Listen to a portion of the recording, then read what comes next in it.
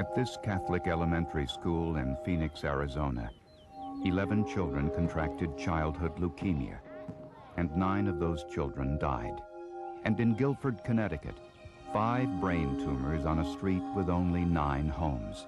2 towns, 2 cancer clusters, 2 mysteries.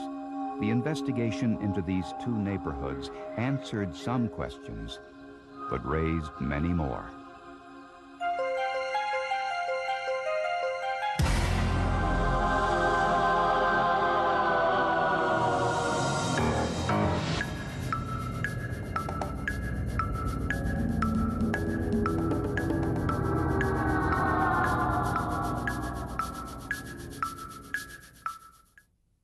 Arizona has always been known for its warm, dry climate and clean desert air. What was once primarily desert and farmland has gradually been transformed. As the population moved west, so did development and industry, and along with it, new environmental problems. Do we have a problem? Do I need to be concerned? If not, then I'll leave right now. Are you saying no? In all honesty, not to protect your credentials, please. This public meeting was to voice concerns and get some answers about the unusually high number of childhood leukemia cases in the Phoenix suburb of Maryvale. Between 1961 and 1985, 11 children attending St. Vincent de Paul's Catholic Elementary School developed acute lymphocytic leukemia. 9 of those children died. Almost every grade had 2 classrooms. And it was a school that had a waiting list to get into. Half the school shut down now. People don't want to send their kids there anymore. Even more alarming, in the neighborhood surrounding the school, there were 49 cases of childhood leukemia, 2.5 times higher than normal. Ramona Barrett lived in Maryvale when her youngest daughter Jessica developed leukemia and died. I thought it was maybe something I did while I was pregnant. And I would just rack my brain to think, what happened? What did I do? And I couldn't think of anything that I had done different than with my other 2 children. And, you know, I still don't know. And, I mean, it's always going to bother me the rest of my life. Sandy Matthews thinks back, too, and remembers her son, Josh, and the 2-year battle he waged against leukemia, but lost. To sit and hold my child after a radiation treatment when, you know, he's just dry heaving and throwing up, and you can feel his pain, and there's nothing you can do, you know, to take that away. And that's what leukemia came to mean to us, is, you know, watching a loss of life from somebody that was so alive. The Arizona State Health Department was alarmed. Norm Peterson headed the investigation. You try to find something that these people have in common. You would like to know, for instance, if all of their parents worked in the same factory, or if all of their mothers had had x-rays while they had been pregnant. One of the first things investigators tried to discover, is this a true cancer cluster or a random occurrence? If the average rate of cancer in a city is 1 in every 10 households, for example, we assume that the distribution of those cancers will be more or less equal. But if it isn't, and the same number of cancer cases happen in a group or cluster, scientists try to figure out if it's because of chance or if there's a reason for the cluster. The rate of childhood leukemia in Maryvale was higher than it should have been, and the residents first suspected pollution. We know there's a problem. There are studies that show benzene does cause childhood leukemia. Benzene comes from gasoline. Here's the kids, here's the area where children have been dying of leukemia.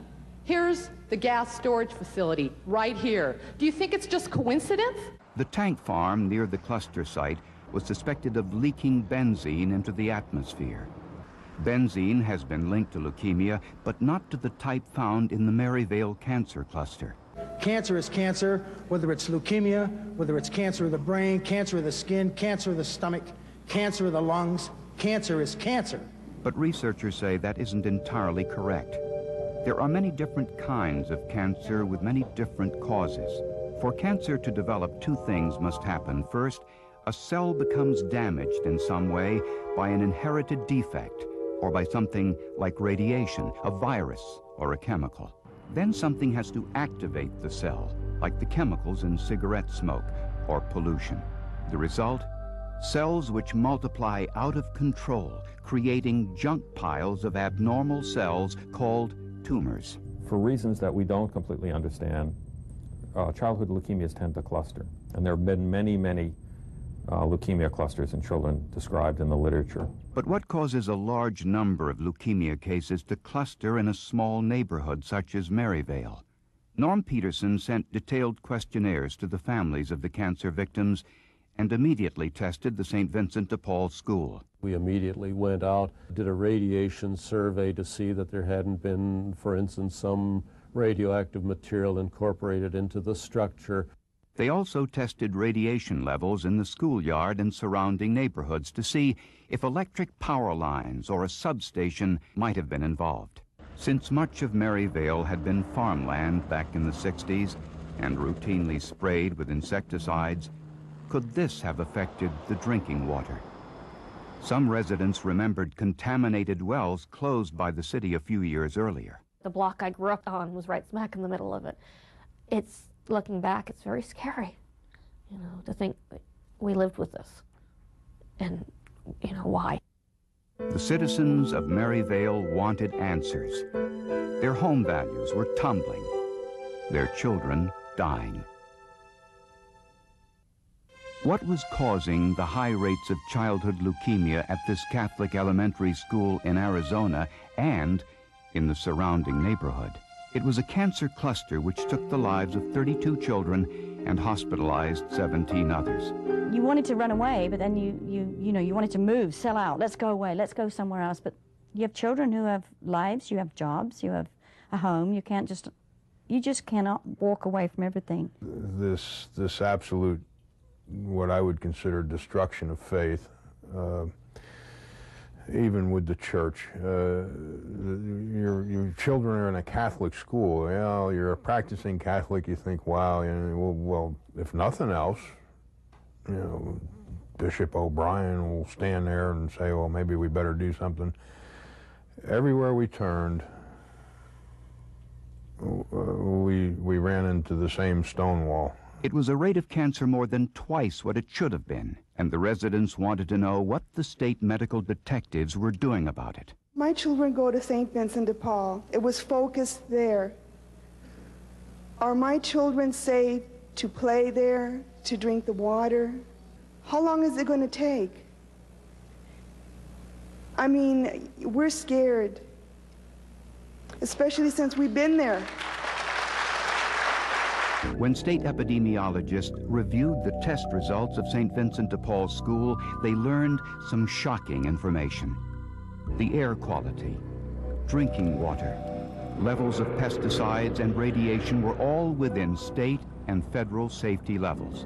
And they noticed something else. These levels were below those found in other schools and in other neighborhoods. The nearby wells which had been contaminated were closed years earlier and weren't used for drinking water. The drinking water from Maryvale was tested and found to be safe. Next, Peterson and his staff investigated the local industries. We looked at industries from two aspects. We looked at sources of air pollution, and we basically went in and did an inventory of what they were releasing. But they could identify no toxins in amounts that could be linked with the excess cancers. Peterson was concerned that he might never find the cause of the cancer cluster. Cancer doesn't leave a fingerprint or clue of any kind as to what caused it. And unlike other illnesses, leukemia patients like Josh Phillips produce no antibodies to the cancer-causing agent. When you get into childhood leukemia, there are no nice, neat little antibodies to anything. There is nothing that says that leukemia is caused by radiation as opposed to being caused by benzene, as opposed to being caused by electromagnetic fields. So this becomes a much more difficult problem, and so the Achilles heel of environmental epidemiology really is trying to determine what somebody's exposure was many, many years ago. When the environmental studies couldn't find anything suspicious, Peterson decided to examine the homes where the cancer victims lived. Air, Dust, water, pesticides, heavy metals, and radiation from appliances were all tested to see if these homes differed in any way from others. Anything that has been shown in some previous study to have been somehow associated with an excess of childhood leukemia, we considered it. But it was of little help. After 10 years and over $2 million worth of investigation, the Arizona state officials couldn't find anything they could link to the cause of the cancer cluster. But the residents of Maryvale weren't satisfied. My question is, where is this lack of accepting responsibility in? I mean, when is enough enough? It's the same old question, and we never got an answer for that. Nobody'd ever step up to the podium and say, look, yes, you do have a problem, and yes, we do need to fix it. Let's all get together and fix it. And how can you say that, you know, that doesn't come back to something? I mean, it has to come back to something in common for all these people. So that's what I feel. There's a lot of distrust of government. A lot of it is justified. And for the public to not trust us, this should not come as a surprise. And it now appears the cancer cluster has ended. Since 1986, the cancer rates in the area have dropped dramatically and are now among the lowest in the United States. Either the Maryvale cancer cluster was a random occurrence, or the cancer-causing agent, if there was one, has long since gone. When we're trying to understand what caused a cancer pattern in a community, we're really trying to find out about an event that occurred 20 or 30 years ago. That's very difficult to do. Imagine what would happen, for example, if you had an automobile accident and instead of your bone breaking right away, it broke 30 years later, right? And then when confronted with somebody with a broken bone, you had to think back over all the other things that might have happened to them over the intervening 20 or 30 years. But in another town, thousands of miles away, there was another cancer cluster. This time, residents had a suspect. While the residents of Maryvale, Arizona were living through their cancer cluster, another was developing in Connecticut. It was on this dead-end road, Meadow Street in Guilford, Connecticut, a working-class neighborhood in a mostly well-to-do town about 2 hours' drive outside of New York City. Out of 9 homes on this street, there had been 5 brain tumor cases. When Bob Hemstock heard of this unusually high number of brain tumors, he was alarmed. His son and granddaughter lived on Meadow Street. What is it about Meadow Street? That's probably the best question you could ever ask. Really don't know, except you have a lot of illnesses in a very short street. Residents were convinced they knew the cause of this high rate of cancer. They blamed the electric substation. It takes up one side of Meadow Street and sits only 100 feet away from the closest houses. Electrical substations transform high voltage power into lower voltages before going through residential power lines into homes. It's a big, noisy neighbor to the residents of Meadow Street, giving off high levels of electromagnetic energy which frightens even scientific researchers. I wouldn't want to live there. I'll tell you that. I wouldn't. And I certainly wouldn't want my children to be raising their children across the street from a substation. And as a matter of fact, when my daughter was buying a house in a working class section of Cambridge, I went to look at the house, and there was a step-down transformer outside the room, I would say 3 feet from the room that the baby was going to be in. And I was absolutely opposed to her putting a kid in there. Dr. Reba Goodman is a cell biologist at Columbia University. She is conducting research to see if electromagnetic fields can change our cells, making them more susceptible to cancer. With electromagnetic fields, a little bit can be bad, then there can be an increase which will have no effect, then there can be a greater increase that can be very bad, and the whole problem is to find the range within which these fields have an effect at the cellular level. Life on Meadow Street hasn't been the same since an article in the New Yorker magazine strongly suggested that electromagnetic fields from this substation might be responsible for the illnesses on Meadow Street. Jack Walston remembers Meadow Street. He grew up there, and when he married and started a family, he bought a house just down the street from his parents on Meadow Street. He blames the electric substation for the death of his entire family. His father died of a brain tumor at the age of 54. His sister died at the age of 54. And doctors removed a brain tumor from the front of Jack Walston's head. I was 35 years old when I had that operation. At that present time, this meningioma tumor that I had was the largest in the history of Yale New Haven Hospital, larger than a large grapefruit. Like I said, I do have a reoccurrence of it. Melissa Bullock was Jack Walston's next-door neighbor. She was a high school basketball star and straight-A student. She also developed a brain tumor at the age of 16, which required surgery and radiation, but she survived. In 1987, the local newspaper did a little investigation of its own and discovered this startling number of cancer cases, not only around the electric substation, but along the entire length of the high power lines throughout the state. I can give you name after name of people who lived along the power lines that have died with cancer, malignancy of some type, from one street to another. Some of them were relations, some of them were friends. We, as individuals, will never be able to prove that this is what does it, but I firmly believe this has got a lot to do with it. The electric company acknowledges that the levels of electromagnetic radiation are high at the substation itself, but that they drop off significantly further away. Bob Carberry is the manager of transmission lines and civil engineering for the power company. The levels that I've observed on Meadow Street due to power facilities are quite common. If there was a real problem here, it should be showing up in more places than Meadow Street. The power company says the levels of radiation near the Meadow Street homes are within the normal range. Within normal because radiation exists in nearly every home in the United States. It's produced by electrical wiring, appliances such as microwave ovens and even electric razors. But the electromagnetic radiation from a substation is constant, and the residents weren't convinced that their neighborhood was safe. The residents of Meadow Street wanted answers about the high number of brain tumors on their small street, and they wanted the word from Town Hall if the electric substation might be the cause. They gathered at a public meeting, anxious to hear what health officials had to say, and what they heard they couldn't accept. Our conclusion is that there is no cancer cluster on Meadow Street in Guilford.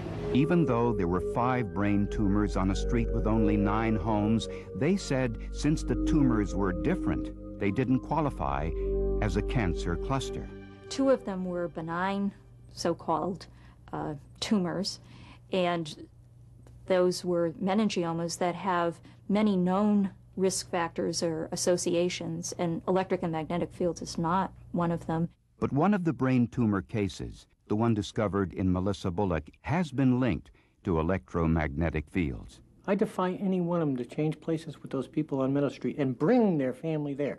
And I'll guarantee you not one of them would do that.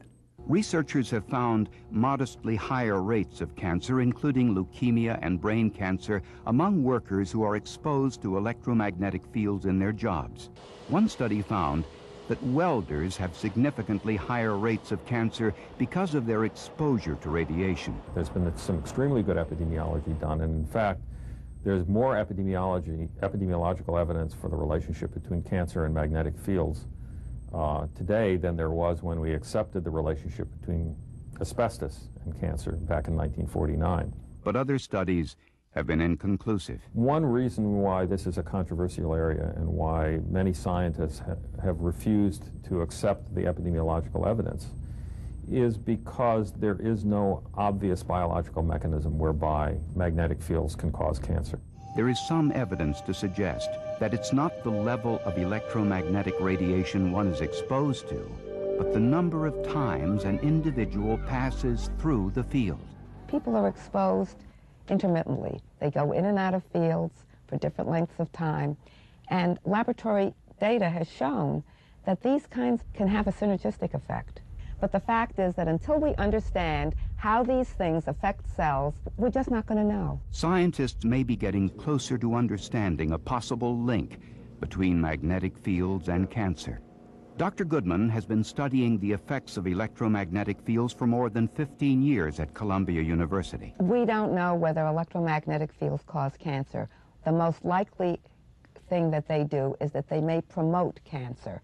That is, if the cell or the body is in contact with some environmental toxin and they are also getting some kind of EM field, these two things together could cause cancer, and this has been shown in animal studies. The residents of Meadow Street found themselves in a difficult situation.